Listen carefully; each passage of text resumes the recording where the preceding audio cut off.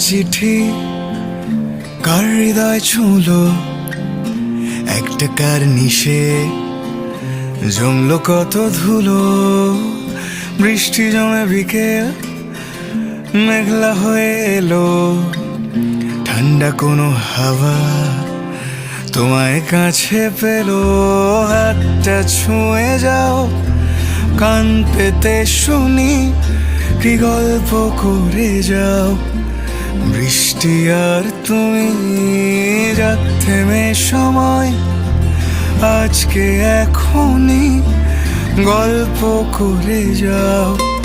বৃষ্টি আর তুমি।